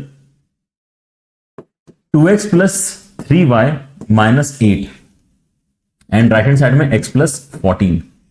तो ये 4 बेसिकली आपका उस तरफ जाएगा 18 बनाएगा, ये x आपका इस तरफ आएगा तो ये 3x बनाएगा। सो कितना हो रहा है 3x plus 6y plus 9 times of log के अंदर 2x plus 3y minus 8, and right hand side में हो जाएगा 18। सो एट दिस पॉइंट क्योंकि आपके यहाँ पे सारी चीजें 3 से डिविजिबल है, तो हम यहाँ पे 3 से डिवाइड करते हैं एक तो हमारे पास में क्या बनने वाला है x plus 2y plus 3 times of ln के अंदर मॉड के अंदर 2x plus 3y minus 8, and right hand side में आ जाएगा 6, right. And now it is in the comparable format if you look at the question. तो यहां पर भी इन्होंने यहाँ पे जो एक्सप्रेशन दिया है इसमें अल्फा बीटा गामा हमें नहीं पता है, लेकिन राइट हैंड साइड में 6 है, ये काफी क्रिटिकल इंफॉर्मेशन है। लॉग के साथ में मल्टीप्लीकेशन में 3 है, ये भी काफी क्रिटिकल इंफॉर्मेशन है, ठीक है ना। तो यहाँ पे 3 हमारा मैच करें, यहाँ पे 6 हमारा मैच करें, मतलब इक्वेशन हमारी ठीक है। तो आप यहां से अल्फा बीटा कंफर्म कर पा रहे हैं। अल्फा की वैल्यू आपकी 1 निकल कर आ रही है ना, एक्स का जो कोएफिशिएंट है दैट इज 1, y का जो कोएफिशिएंट है बीटा दैट इज 2, एंड यहां पे जो अंदर कांस्टेंट लिखा हुआ है गामा दैट इज 8, है ना, माइनस ऑफ गामा। तो गामा की वैल्यू हम 8 यहां पे मानेंगे, and if these are the 3 values हमें यहां पे अब निकालना क्या है alpha plus 2 beta plus 3 gamma. Alpha plus 2 beta plus 3 gamma मतलब कितना हो जाएगा 1 प्लस 4 प्लस 24, मतलब आंसर आ जाएगा आपका 29 के बराबर। क्लियर है। तो ये वेरिएशन भी पूछा जा चुका है recently, so B ready for such questions in your paper. केवल ये मान के मत चलो कि हमें यहां पे नाम पता है होमोजेनस, हमें पता है कि y bye x equal to v डाल के आंसर आता है तो उससे हमारा काम हो जाएगा। ऐसी पढ़ाई नहीं काम करेगी आपकी, ठीक है। वेरिएशन सारे आपको पता होना चाहिए। डन है। ऑलराइट, सो यहां पर अभी हमने जो डिस्कस किया वो ये वाला सेक्शन था जहां पर हम बेसिकली किसी एक न्यूमरेटर को ही है ना t बोल के बाकी अपना पूरा काम चला सकते हैं। Now let us look at one very brilliant question जहां पे ये वाला कॉन्सेप्ट आपको लगते हुए नजर आएगा, है ना। ये जो टेढ़े वाले आपके यहाँ पे कॉम्बिनेशन है, स्पेशली इनका ही बात चल रही है। ये A1 और B2 का कोई हमें यहाँ पे मतलब नहीं है, मतलब किसका है B1 और A2 का ही है। मतलब इनके ही साइन अपोजिट होना चाहिए, इनका मैग्नीट्यूड इक्वल होना चाहिए, साइन अपोजिट होना चाहिए, ठीक है ना। तो ही यहाँ पर आपका ये सेकंड वाला केस लगता है। Alright, so now let us look at this question. बहुत ही अच्छे तरीके से यहाँ पर क्वेश्चन फ्रेम्ड है। आप अगर ध्यान से देखते हैं तो आपका dy by dx फिर से यहाँ पे लीनियर अपॉन लीनियर है, लेकिन जैसे कि आप यहाँ पे देख पा रहे होंगे कि यहाँ पे b लिखा है, यहाँ पे माइनस b लिखा है। That is what we were searching for, ठीक है। Again something which has come in your paper already. तो यहां पर आपको जो क्वेश्चन है या सॉरी जो थ्योरी है वो क्या बोल रही है, थ्योरी बोल रही है कि यार ऐसे क्वेश्चंस में आपने क्रॉस मल्टीप्लाई कर लेना चाहिए। तो ठीक है, क्रॉस मल्टीप्लाई कर लेते हैं, मान लेते हैं थ्योरी की बात। तो क्या बनेगा आपके इसमें क्रॉस मल्टीप्लाई करके, बी एक्स के साथ में डी वाई, उसके साथ में यहाँ पे सी वाई के साथ में डी वाई, उसके साथ में ए के साथ में d y, and right hand side में डी एक्स क्रॉस मल्टीप्लाई होकर जाएगा। तो क्या बनेगा a x d x minus b y d x, and साथ में ए के साथ में डी एक्स। ओके, तो यहां पे इन दोनों टर्म्स का मैग्नीट्यूड सेम और साइन अपोजिट होने का रीजन पता है क्या है? क्योंकि इस तरह के सॉल्यूशन में हम बेसिकली इसको भेजते हैं लेफ्ट हैंड साइड, इस टर्म को भेजते हैं लेफ्ट हैंड साइड, और इसके साथ में हम b कॉमन निकाल के अपने एक्सप्रेशन को नोटिस करते हैं कि क्या बनेगा। ये इस तरफ आएगा तो प्लस हो जाएगा, b अगर कॉमन निकलेगा तो आपके इसमें बनता है यहां पे x dy plus y dx। This is the reason कि ये आपका क्रॉस मल्टीप्लिकेशन काम कर रहा होता है। ये बेसिकली आपका एग्जैक्ट डेरिवेटिव है x इंटू वाई का। ये d ऑफ xy है जिसको मैं इंटीग्रेट कर सकता हूं, कोई दिक्कत नहीं। बाकी जो टर्म्स आपके यहां पर बच गए हैं उनमें वैसे भी दिक्कत नहीं है, क्योंकि यहां पे देखो y के साथ में y आ रहा है, यहां पे y के साथ में कांस्टेंट है, यहां पे x के साथ में x आ रहा है, यहां पे x के साथ में कांस्टेंट है। तो बाकी जो चार टर्म्स आपके होते हैं वो तो वैसे भी इंटीग्रेबल होते हैं, इसलिए यहां पे इन चारों के ऊपर कोई कंडीशन ही नहीं है। कंडीशन केवल यहां पर किसकी है, ऊपर वाले y के साथ में क्या लिखा है और नीचे वाले x के साथ में क्या लिखा है, उसके ऊपर ही केवल आपकी कंडीशन जो है होती है, जिसपे चीजें डिपेंड करती हैं, राइट। तो बाकियों का आप बस यहां पे अभी कॉपी कर लो, and we will just integrate this entire equation in our next step, right. अगर मैं इसको इंटीग्रेट करता हूं तो मेरे पास में कितना आ जाएगा, यहां पे इंटीग्रेट करो, यहां पे इंटीग्रेट करो, यहां पे इंटीग्रेट करो, यहां पे इंटीग्रेट, सबको इंटीग्रेट करो, सारे इंटीग्रेबल सेक्शन से, क्योंकि आपके तो यहां पर क्योंकि ये d ऑफ xy है, ये क्या है, ये d ऑफ xy है, इसलिए इसका इंटीग्रेशन कितना हो जाएगा xy। तो हमारे पास में कितना आएगा b के साथ में xy। उसके बाद में अगले वाले टर्म जो है उसके अंदर c के साथ में y स्क्वायर बाई 2। आगे अगर आप यहां पे देखते हैं तो a के साथ में y, राइट हैंड साइड में देखते हैं तो a के साथ में x स्क्वायर बाई 2, एंड यहां पे अगर आप देखते हैं तो a के साथ में x, एंड साथ में एक ऑब्वियसली हमारा कांस्टेंट ऑफ इंटीग्रेशन आएगा। c की जगह कुछ और बोल देते हैं, लेटर से लैम्डा बोल देते हैं, ओके। ऐसे कुछ हमारे पास में बेसिकली एक कांस्टेंट ऑफ इंटीग्रेशन भी तो आना ही चाहिए इक्वेशन में, दोनों साइड में से किसी एक साइड लिखना चाहिए हमने, ठीक है ना। सो अब यहाँ पे आपके पास में जो सवाल है ये बोल रहा है कि डिफरेंशियल इक्वेशन जब आप यहाँ पे सॉल्व करते हैं तो ये रिप्रेजेंट कर रहा है बेसिकली एक सर्कल को पासिंग थ्रू दिस पॉइंट। तो जैसे आपके पास में यहाँ पे इक्वेशन आई और उसके अंदर आपको x इंटू वाई नजर आया, वैसे ही आप क्या बोल सकते हो कि यार सर्कल अगर है तो उसके अंदर तो x इंटू वाई होना ही नहीं चाहिए था। सर्कल यहाँ पे जो है काफी स्पेशल यहाँ पर जो है आपका अरेंजमेंट का होता है, x square plus Y square plus 2gx plus 2fy plus c is equal to 0, है ना, ये फॉर्मेट होता है। उसके अंदर x इंटू वाई की कोई जगह नहीं है, इसलिए हम यहां से कंक्लूड कर सकते हैं कि यार देखो b का वैल्यू तो आपको 0 लेना ही पड़ेगा इस क्वेश्चन में। b का वैल्यू तो आपका 0 होना ही चाहिए, अदरवाइज तो भाई सर्कल बन ही नहीं पाएगा। दूसरी बात, आपका जो है x square plus Y square बनना चाहिए, क्या बनना चाहिए, x square plus Y square. So x square plus Y square कब बनेगा, जब ये उस तरफ जाएगा तो आपके पास में यहाँ पे a/2 है, जबकि यहाँ पर आपके इसमें माइनस c/2 बनने वाला है, उस तरफ जाके माइनस c/2 बनने वाला है। मतलब आपका यहाँ पर जो आइडिया है दैट इज कि जो a/2 है वो माइनस c/2 के बराबर होना चाहिए। इस वाले टर्म को उस तरफ ले जाके इमेजिन करो, and coefficient of x square और y स्क्वायर बराबर होना चाहिए, इस कंडीशन को अप्लाई करो। मतलब बेसिकली हम कहना क्या चाहते हैं कि आप यहाँ पे c के प्लेस में माइनस a रिप्लेस कर सकते हैं, ठीक है ना। तो मैं दोनों ही काम अब यहाँ पे अगर करता हूं तो मेरे पास में यहाँ पे एक टिपिकल सा इक्वेशन क्रिएट होगा। कैसे दिखाई देगा ये, c के प्लेस में अगर मैं माइनस a डालता हूं तो यहाँ पे माइनस a/2, उसके साथ में y स्क्वायर, उसके साथ में ay is equal to ax square by 2 and ax plus lambda. पूरी इक्वेशन को मैं यहाँ पे 2 से मल्टीप्लाई करके चलो यहाँ पे अदरवाइज सारी चीजें राइट हैंड साइड में भेज देते हैं पहले, तो हमारे पास में कितना आ जाएगा, a/2 x square plus a/2 y square and plus ax minus ay, है ना, सारी चीजें राइट हैंड साइड में जा रही है, plus lambda is equal to 0। ऐसी इक्वेशन आएगी। तो मैं चाहता हूं कि यहाँ पे X square plus Y square जैसा हमें देखने की आदत है यूजुअली, वैसा कुछ यहाँ पर बन जाए। तो उसके लिए हम क्या कर सकते हैं, a से डिवाइड कर सकते हैं, 2 से मल्टीप्लाई कर सकते हैं। तो बनेगा यहाँ पे X square plus Y square, a से डिवाइड किया 2 से मल्टीप्लाई किया तो यहाँ पर बनेगा 2x, यहाँ पर बनेगा आपके इसमें माइनस ऑफ 2y, एंड उसके साथ में यहाँ पर लैम्डा के साथ में जो आ रहा है वो क्या है, 2 लैम्डा अपॉन a। अब देखो आपके पास में यहाँ पे ये जो भी बना है 2 लैम्डा अपॉन a, ये भी अल्टीमेटली है तो कोई कांस्टेंट ही, राइट। तो आप यहाँ पे इसको अलग अलग ना सोच के इसको कोई म्यू वगैरह भी यहाँ पे वैल्यू सोच सकते हैं कि let us not worry much कि यार ये एग्जैक्टली किस तरह से बना था, बट यहाँ पे कोई कांस्टेंट बना है ये हमें पता होना चाहिए, राइट। अब ये कांस्टेंट फाइंड करने के लिए ही उन्होंने यहाँ पर हमें एक वैल्यू दे रखा है कि ये सर्कल आपका 2,5 से पास होता है। ओके, ये सर्कल 2,5 से पास हो रहा है। अच्छा, अगर 2,5 से पास हो रहा है तो हम इस इक्वेशन में अगर सब्स्टिट्यूट करते हैं, सो 4 आता है, 25 आता है, उसके बाद में 4 आता है, -10 आता है, प्लस म्यू इक्वल टू 0 आता है। So how much this becomes, ये बनता है आपका mu equal to -23। Mu equal to -23 है, मतलब आपको यहां पर क्या पता चल चुका है, अपना सर्कल का पूरा इक्वेशन पता चल चुका है। अब सर्कल का इक्वेशन एक बार आपके इसमें आया है, तो अब यहां पे सवाल एक बार फिर से कुछ पूछा गया है, मतलब इस क्वेश्चन में भी एक फॉलो अप क्वेश्चन था। तो पहले तो यहां पे अगर आपको ऐसा क्वेश्चन एग्जाम में करना है तो आपको हिम्मत करनी है कि यार आप इसके अंदर उतरो। उसके लिए पहले तो पता होना चाहिए कि सवाल इजी है, क्योंकि केवल क्रॉस मल्टीप्लाई करके आपका काम हो जा रहा है, तो पता होना चाहिए कि यार सवाल इजी है। दूसरा, एक बार आप उधर जाते हो, सॉल्व कर लेते हो, तो आपके इसमें यहां पे पूरा सर्कल का इक्वेशन आ चुका है, लेकिन that is not the end. x² + y² + 2x - 2y - 23 = 0, this is the circle. आपको अभी यहां पर क्या बताना है कि यार इस पॉइंट का शॉर्टेस्ट डिस्टेंस इस सर्कल से कितना है। Alright, so let us do that. Variation 3 उसके बाद में स्टार्ट करेंगे। तो आपके इसमें यहां पे एक सर्कल है, जिसका सेंटर कितना है। सेंटर कैसे निकालते हैं सर्कल का, x और y के कोएफिशिएंट को -2 से डिवाइड करते हैं, मतलब कितना हो जाएगा -1, 1।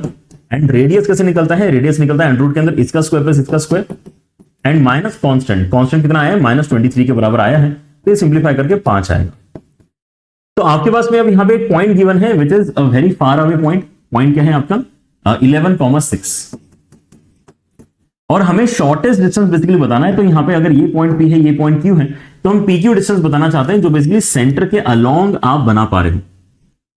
तो इसको सॉल्व करने का तरीका क्या होता है, PC निकालो और उसमें से रेडियस सब्ट्रैक्ट कर दो, है ना। तो यहां पे रेडियस तो ऑलरेडी हमारे पास में है 5 के बराबर, PC निकालने का टारगेट है ना, यहां से लेके यहां तक आपका डिस्टेंस कितना आ रहा है, राइट। सो PC यहां पे डिस्टेंस फॉर्म में से आपका आ जाएगा अंडर रूट के अंदर 11 -1 मतलब 12 का स्क्वायर, एंड उसके साथ में 6 - 1 मतलब 5 का स्क्वायर।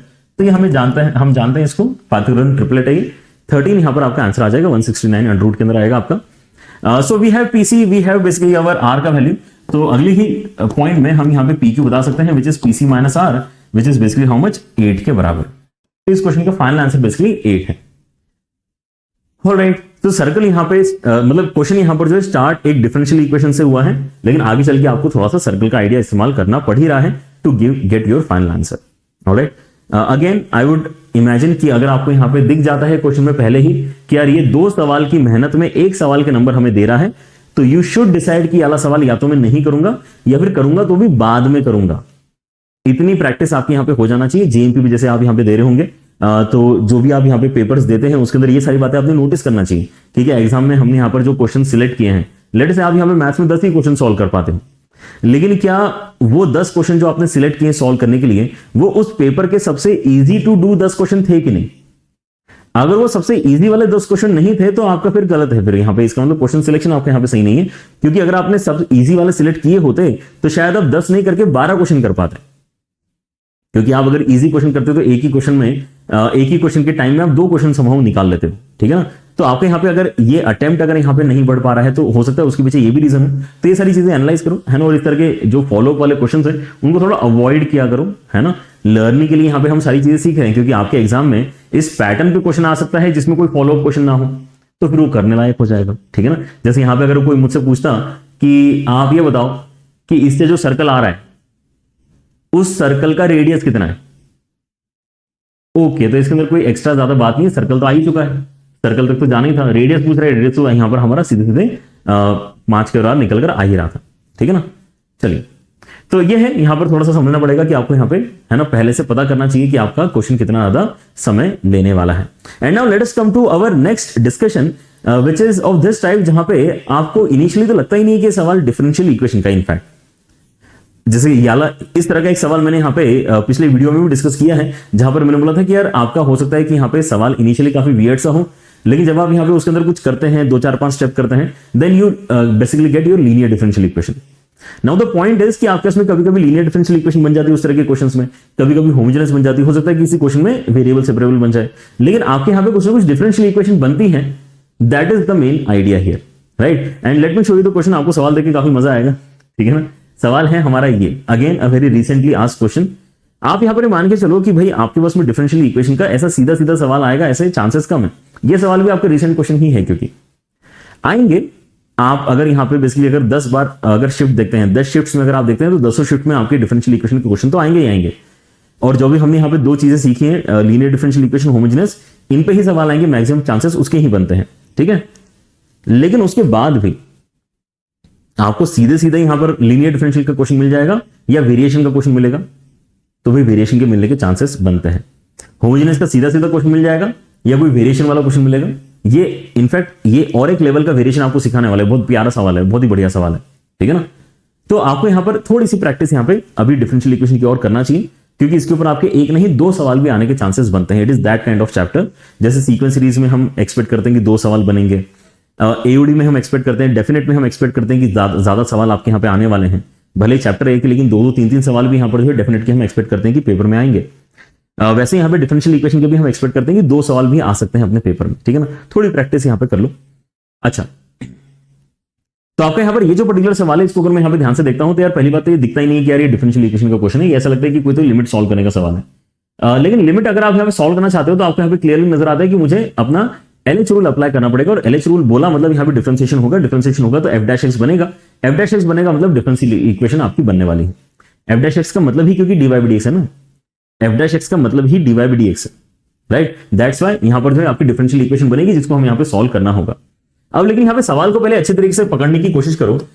ये उतना बड़ा क्वेश्चन है नहीं जितना ये दिखाई दे रहा है, एंड उसके लिए आपको यहां पे लिमिट्स के फंडे दिमाग में एकदम क्लियर होना चाहिए।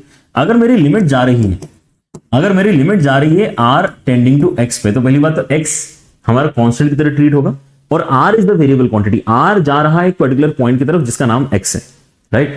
तो आप यहां पे नोटिस करते हैं कि आपके पास में 2r² इंटू सम बड़ा सा ब्रैकेट है ना, ये बड़ा सा ब्रैकेट है। तो भाई इसने क्या बिगाड़ा है? अगर यहां पे r की वैल्यू आप अगर x डालते हो तो ये कोई दिक्कत दे रहा है क्या? ये अगर दिक्कत नहीं दे रहा तो इसको अलग कर लो, इसके अंदर x पहले से डाल दो।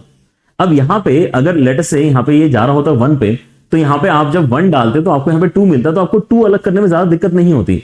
लेकिन यहां पे x के साथ में भी दिक्कत नहीं हो रही है, समझो, क्योंकि यहां पे लिमिट के अंदर जो आपका वेरिएबल है वो तो r है, x तो लिमिट के पॉइंट ऑफ व्यू से कांस्टेंट ही माना जाएगा, राइट। तो पहले तो यहां पर आप नोटिस करो कि आपके इसमें यहां पे क्या होने वाला है, ये डायरेक्टली आपका जो एक्सप्रेशन है ये 2x² ही है, इसकी चिंता मत करो, राइट। अंदर अगर आप यहां पे फिर से नोटिस करते हैं तो आपके पास में यहां पर भी एक fr है और यहां पर भी एक fr है, तो आप यहां से fr कॉमन निकाल सकते हैं, है ना।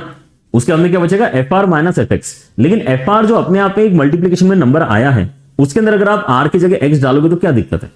कोई दिक्कत नहीं, तो आप वहां पे उसकी जगह x डाल सकते हो। तो आप यहां पे fx अलग बना लो आप पहले से। ये लिमिट सॉल्व करने के तरीके हैं, उसको मैं यहां पे अप्लाई कर रहा हूं। अब अंदर बचेगा क्या, वो प्रॉब्लमेटिक चीज है, क्योंकि मैंने यहां से एक fr निकाल लिया है, तो आपके इसमें एक fr अभी भी बचा है और यहां पे fx बचा है। अब इस ब्रैकेट में अगर आप यहां पे r की जगह x डालते हैं, सॉरी, अगर इस ब्रैकेट में आप r की जगह x डालते हैं तो आपको यहां पर क्या मिलने वाला है, अब आपको यहां पे 0 मिलने वाला है, समझे इस बात को। तो इसको हम यहां पे अभी एकदम से जो है r की जगह x नहीं डाल सकते हैं, इसकी लिमिट सॉल्व करना हमारे लिए इंपॉर्टेंट है। लेकिन जो यहां पे बेसिकली वैल्यूज हम बना सकते थे उनको तो हमने बना ही लेना चाहिए। वैसे ही डिनोमिनेटर में आप यहां पे सोचो, डिनोमिनेटर में क्या हो रहा है आपके पास में, r² माइनस x², इसको आप a² माइनस b² से फैक्टराइज कर सकते हो। तो जहां पे r माइनस x वाला ब्रैकेट आएगा वो तो प्रॉब्लमेटिक है, क्योंकि मैं उसके अंदर r की जगह x डालूंगा तो 0 बनता है, तो ये 0/0 फॉर्मेट आने वाला है, राइट। लेकिन जो दूसरा ब्रैकेट बनेगा वो तो r प्लस x वाला ब्रैकेट है। अब r प्लस x वाले ब्रैकेट में r की जगह अगर x हो जाता है तो 2x बनेगा, तो 2x बनने में क्या प्रॉब्लम है, तो आप उसको 2x अलग से बना के पहले से रख लो, ठीक है ना। ये है चीज जो आपने पहले यहां पे कर लेनी चाहिए, राइट। दिखने में बड़ा वियर्ड सा एक्सप्रेशन है, but it is nothing but इसका सॉल्यूशन। इसको बेसिकली सॉल्व करने के बारे में आपको सोचना है, ठीक है ना। बाकी तो सॉल्व ही है, इसके अंदर r की जगह x डालने में प्रॉब्लम क्या है, कुछ नहीं प्रॉब्लम है, ठीक है ना। वैसे आगे जो ये पूरा एक्सप्रेशन दिया है इसमें कोई प्रॉब्लम नहीं है, इसके अंदर r की जगह x डाल दोगे, कहां इनडिटरमिनेंसी आ रही है भाई, इनडिटरमिनेंसी नहीं आ रही है, तो आप तो यहां पर इसको ना कर ही दो, इसको आप अलग से यहां पे x³ e की पावर में fx अपॉन x ऐसा लिख ही दो, ठीक है ना। और ये जो पूरा का पूरा एक्सप्रेशन है ये एक अंडर रूट के अंदर बेसिकली दे रखा है ना, ये एक्सप्रेशन आपके अंडर रूट के अंदर पड़ा हुआ है। ओके चलिए, तो आपके पास में अब यहां पे देखो ये चीजें तो लिमिट के बाहर आ ही जाएंगी, इसमें तो हमें कोई शक नहीं है ना। बचे हुए में आप यहां पे क्या करना चाहोगे, अच्छा इसके अंदर ये कैंसिलेशन कर दें, इसको x fx कर दें, इसको पहले तो इसको हम यहां पर पहले x fx कर देते हैं, राइट। अच्छा उसके बाद में आपके इसमें यहां पे लिमिट के अंदर जो आ रहा है ये कैसा फॉर्मेट है, 0/0 फॉर्मेट है, तो यहां पे हम LH रूल अप्लाई करना चाहेंगे, ठीक है। LH रूल अगर मैं अप्लाई करता हूं इसके अंदर तो ऊपर वाले को डिफरेंशिएट करूंगा। अब यहां पे क्योंकि आपका वेरिएबल केवल r है, x तो कांस्टेंट की तरह ट्रीट होगा, तो fx का डिफरेंशिएशन 0 हो जाएगा एंड यहां पे x का डिफरेंशिएशन भी 0 हो जाएगा। fr का डिफरेंशिएशन क्या हो जाएगा, f डैश r, उसका तो 0 हो गया, और r का डिफरेंशिएशन कितना हो जाएगा 1। सो ये हो गया आपका यहां पे इंडिटरमिनेंसी का एलिमिनेशन। अब यहां पे इंडिटरमिनेंसी नहीं है, अगली स्टेप में आप r की जगह x डाल सकते हैं। और अगला वाला जो यहां पर आपका एक्सप्रेशन है वो तो ऑलरेडी हमने यहां पे बोल दिया कि ये तो भाई क्या ही है, ये तो x क्यूब e की पावर fx अपॉन x के बराबर लिखा जा सकता है। अभी भी यहां पर ये जो सारी चीजें हैं कैसी हैं, ये अंडर रूट के अंदर है, या फिर मैं ऐसा करता हूं यहां पे fx का स्क्वायर लिख लेता हूं, मतलब अंडर रूट लगाने की जरूरत नहीं पड़ेगी, राइट। लिमिट सॉल्व करेंगे तो यहां पर f डैश x आएगा। So we have this expression now कि भाई आपके पास में fx का स्क्वायर है, उसके साथ में आपके पास में x fx के साथ में मल्टीप्लीकेशन में क्या आ गया है, f डैश x आ गया है, राइट।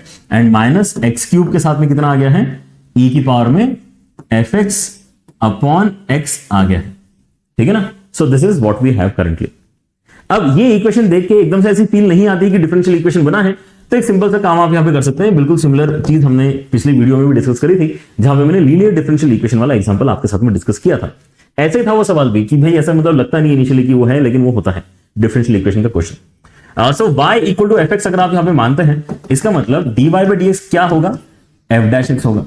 तो क्या आपको यहां पे f डैश x दिख रहा है, यस, मतलब आपको dy by dx दिख रहा है। जहां जहां पे fx है उस चीज y लिख देना आप यहां पे, ठीक है ना। तो ये अगर मैं चेंज करता हूं तो मेरा सवाल कैसे बन जाएगा, मेरा सवाल बन जाएगा y square is equal to x y dy by dx, x y dy by dx and then minus of x cube के साथ में e की पावर में y by x, ठीक है। यहां तक आते आते ऑलरेडी ऐसा लग रहा है कि भाई ये सवाल चल क्या रहा है ना।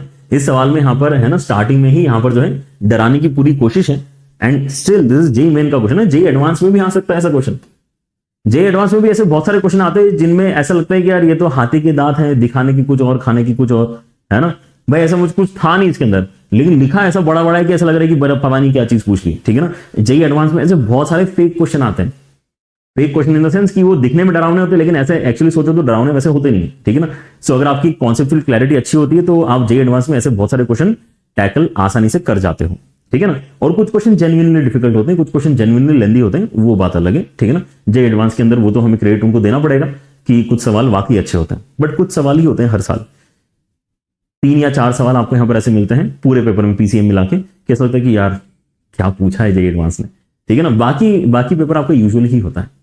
अच्छा, डिपेंड करता है कि आपकी तैयारी कैसी है वैसे तो, बट अगर आपकी तैयारी अच्छी है तो आपको यहाँ पे है ना सवाल देख के जेईई एडवांस के भी समझ में आता है।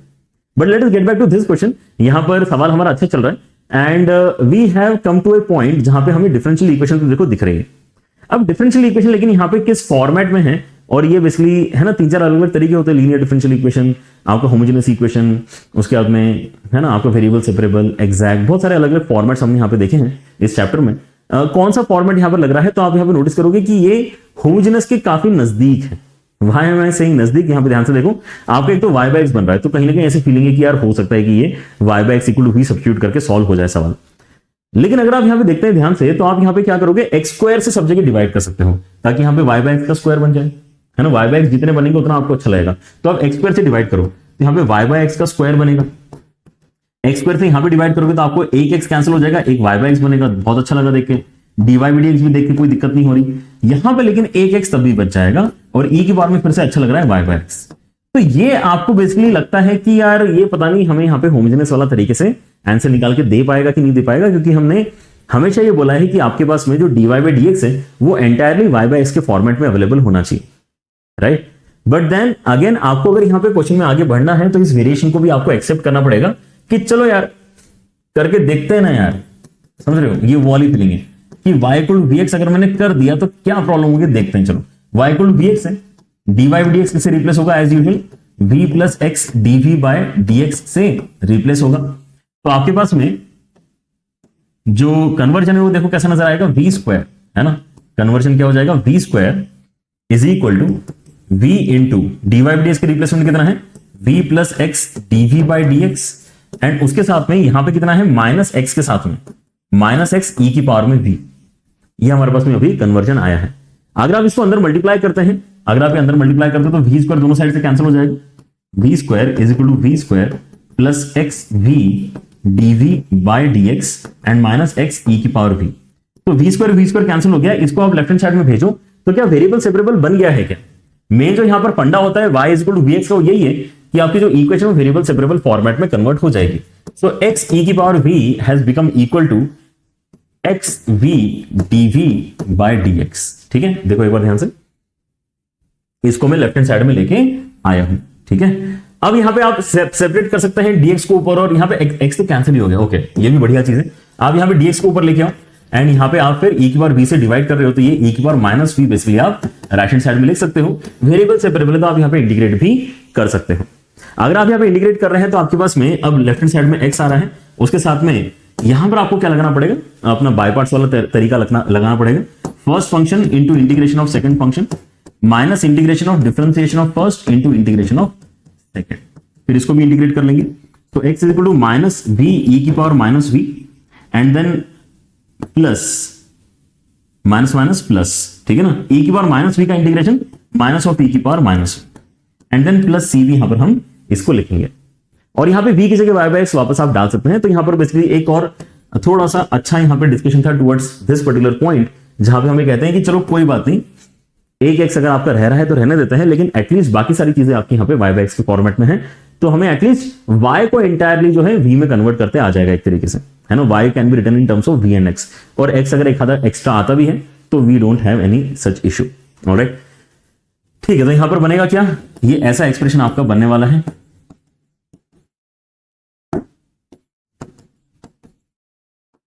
Right, at this point you need to calculate c, और c के लिए उन्होंने यहां पर जो डेटा दिया है वो क्या है कि 1 डाल के 1 आता है, 1 डाल के 1 आता है। ठीक है, करके देखते हैं 1 डाल के 1 कितना बनेगा। 1,1 अगर मैं इसके अंदर सेटिस्फाई करवाता हूं अपनी इक्वेशन में, तो लेफ्ट हैंड साइड में 1 है, राइट हैंड साइड में -1 के साथ में e की पावर में आपका -1 है।